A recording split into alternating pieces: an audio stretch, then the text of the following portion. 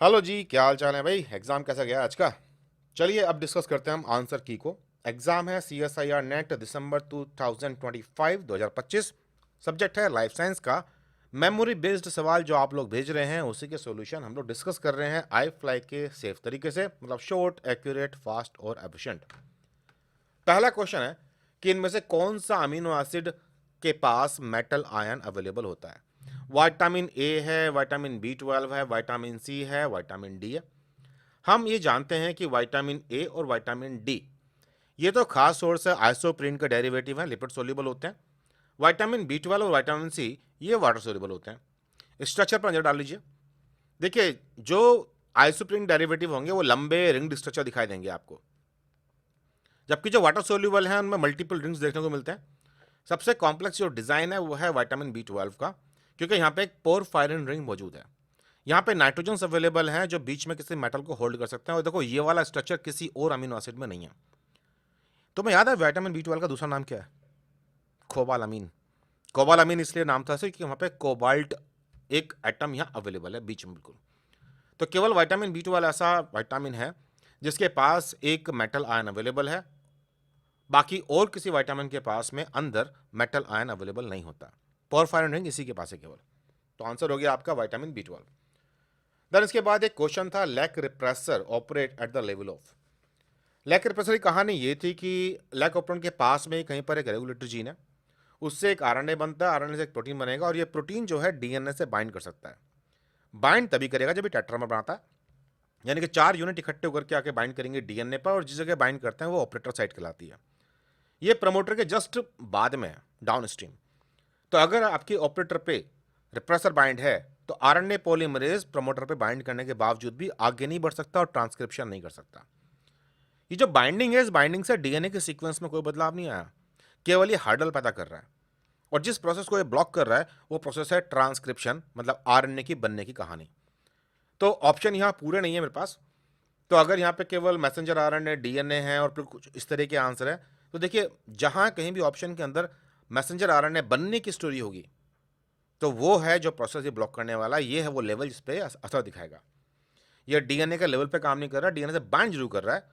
अगर डीएनए में चेंज ला रहा होता तो हम इसे बोलते हैं डीएनए के लेवल पे काम कर रहा है, जबकि डीएनए में कोई बदलाव इसने करने नहीं है, इसे केवल ट्रांसक्रिप्शन को ब्लॉक करना है। एक क्वेश्चन था कि रैक ए प्रोटीन, ये आप लोगों ने पढ़ा भी है कई बार। रैक वर्ड से ही काफ़ी कुछ मालूम पड़ जाता है। रैक मतलब रिकम्बिनेशन। रिकम्बिनेशन में इस प्रोटीन को डिस्कवर किया गया था, और ये खास तौर से होमोलोगस रिकम्बिनेशन, जहाँ पे डीएनए के डबल स्ट्रैंड डैमेज हो जाते हैं या सिंगल स्ट्रैंड भी, तो वहाँ डीएनए रिपेयर में या एसओएस रिस्पॉन्स इंडक्शन में या एसओएस म्यूटेजेनेसिस में इसका बहुत बड़ा रोल है। रैके प्रोटीन जो काम करता है, तरीका ये है कि जहाँ कहीं भी तो सिंगल स्ट्रैंडेड डीएनए दिखाई देगा, रैके आके उस पर बाइंड करना शुरू कर देंगे, और जब ये खूब सारे बाइंड करेंगे तो ये कुछ और दूसरे एंजाइम्स को एक्टिवेट करते हैं, जिससे सिग्नलिंग शुरू होती है, जो डीएनए में एक रिस्पॉन्स पैदा करता है कि भाई रिपेयर वाले एंजाइम बनाओ। लंबी चौड़ी कहानी है, एसओएस रिस्पॉन्स में आपने खूब अच्छी तरह पढ़ रखा है। यहाँ डायरेक्शनलिटी भी देखने को मिलती है। जब ये खूब सारे आगे बाइंड करना शुरू करेंगे तो 5' टू 3' डायरेक्शन में बाइंडिंग फास्ट होती है, जबकि उल्टी डायरेक्शन बाइंडिंग स्लो होती है, 3' टू 5'। यूकैरियोट में भी ऐसे ही पाए जाते हैं। ये तो इकोलाई का था एंजाइम। तो इकोलाई में रैक ए है ये काम करने वाला, तो यूकैरियोट्स के अंदर रेड 51, RAD51 नाम का प्रोटीन पाया जाता है, जो डबल स्ट्रैंड डैमेज रिपेयर में काम करेगा। तो मतलब ये तो समझ में आ गया ना कि इसकी सारी कहानी जो है वो डीएनए डैमेज रिपेयर से रिलेटेड है, या फिर रिकम्बिनेशन ले लो। तो यहाँ प्रोटोलिसिस लिखा हुआ ऑप्शन के अंदर, तो ऑफकोर्स ये आंसर नहीं होगा। यहाँ पे स्ट्रैंड एक्सचेंज है तो कहीं पर डीएनए डैमेज रिपेयर भी होगा, कुछ और भी लिखा होगा, एसओएस भी हो सकता है। तो आपको ये देख करके ऑप्शन करेक्ट करना था। अब आती है बात नेक्स्ट क्वेश्चन की। यहाँ पे पीसीएनए की बात की गई है। पीसीएनए जो है असल में इसकी full form proliferating cell nuclear antigen. तो एक बीमारी थी, ऑटोइम्यून डिसऑर्डर। उसकी स्टडी करते करते साइंटिस्टों के हाथ में एक प्रोटीन मिला। ये प्रोटीन केवल उन सेल्स में मिलता था जो प्रोलिफरेटिंग थे, मतलब तेजी से डिवाइड करने वाली सेल, उनके न्यूक्लियस में पाया जाता था। और इन पेशेंट्स में ऑटो इम्यून डिसऑर्डर थी ये, तो एंटीबॉडी बनते थे जो जाके इस प्रोटीन से बाइंड करेंगे, और ये इस प्रोटीन को काम करने नहीं देते, नतीजा सेल मर जाती है और वो डिजीज के सिम्टम क्रिएट होते हैं। तो इसीलिए उस प्रोटीन का नाम रखा गया प्रोलिफरेटिंग सेल के न्यूक्लियस में पाया जाने वाला एक एंटीजन, क्योंकि एंटीबॉडी से पहचान रहे। अब सवाल हुआ कि इसका फंक्शन क्या है, ऐसा क्या रोल है इसका। तो देखिए, ई कोलाई में डीएनए पॉलीमरेज रेप्लिकेशन करता है।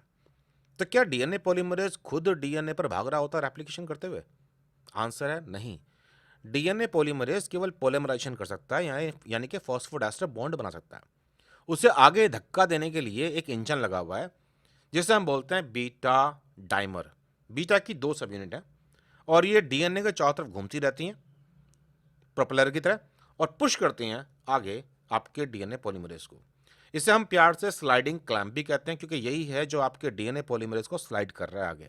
समझो कि रेलगाड़ी का असली इंजन। अब बात आए पीसीएनए की। भाई ये कहानी थी बैक्टीरिया की, इकोलाई।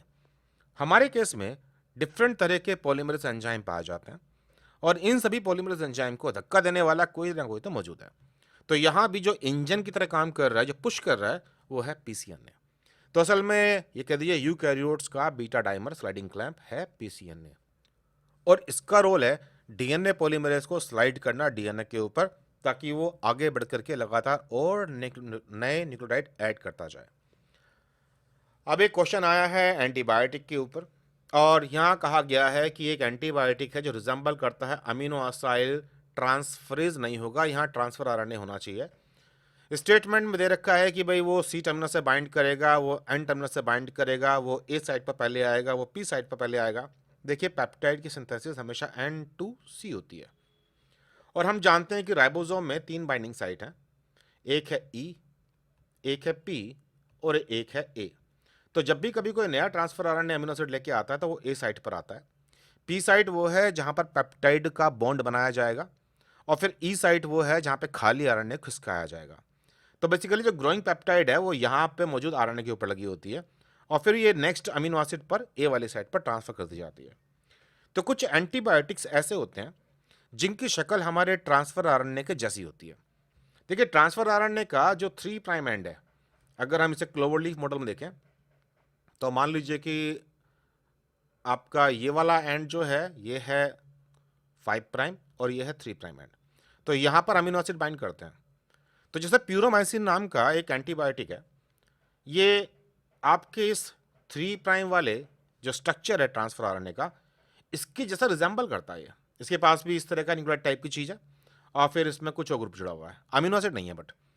तो राइबोसोम गलती से इसको अलाउ कर देते हैं ए साइट पर आने के लिए और वो जो ग्रोइंग पेप्टाइड है ऑलरेडी जो पेप्टाइड बन रही है उसके सी टर्मिनस को इसके NH2 से इंटरेक्ट करवा देते हैं। नतीजा पेप्टाइड ट्रांसफर हो जाती है आपके प्यूरोमाइसिन के ऊपर। प्यूरोमाइसिन पार्ट बन गया पेप्टाइड का और अब क्योंकि उसके पास आगे तो कुछ COH ग्रुप नहीं है ना, ये अमीनो एसिड छोड़ दिया, तो इसलिए यहीं पर ट्रांसलेशन रुक जाता है, टर्मिनेट हो जाता है। तो यहाँ जब भी पेप्टाइड बन के बाहर निकलेगी तो उसके सी टर्मिनस पर लास्ट जो जुड़ा होगा मॉलिक्यूल वो प्यूरोमाइसिन होगा। लेकिन एक बात ये भी है कि भाई प्यूरोमाइसिन खुद तो नहीं जुड़ा ना करके, ऐसा तो नहीं कि पेप्टाइड पड़ी हुई थी और आके सी टर्मिनस से जुड़ गया वो। इसे जोड़ने का काम राइबोसोम ने किया है। तो जो भी ऐसे एंटीबायोटिक होंगे वो सबसे पहले आपके ए साइट पर आएंगे और ए साइट पर आने के बाद वो पेप्टाइड के सी टर्मिनस पर जुड़ जाएंगे। तो हो सकता है इस क्वेश्चन के अंदर कुछ और लैंग्वेज मिसिंग हो जिसकी वजह से हमें ये कंफ्यूजन दिखाई दे रहा है, बट प्रायोरिटी का आंसर अगर आप मारोगे तो आप बोलोगे इसे comes first at a sight. I fly की क्लासेस के अंदर हम लोग बहुत एक्यूरेटली टू द पॉइंट बातें करते हैं, इन डेप्थ।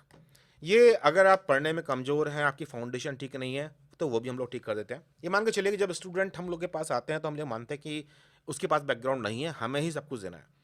तो हम स्टूडेंट्स को GATE, CSIR NET, DBT, ICMR, GATE B, MSc entrance, CUT PG, इन तरह के तमाम एग्जाम्स के लिए प्रिपेयर करते हैं। प्योर फाउंडेशन से स्टार्ट करके उन्हें एडवांस लेवल तक लेके जाते हैं ताकि वो अपने पेपर को प्रॉपरली कर सकें। आई फ्लाई को ज्वाइन करने का रास्ता बड़ा सिंपल सा होता है।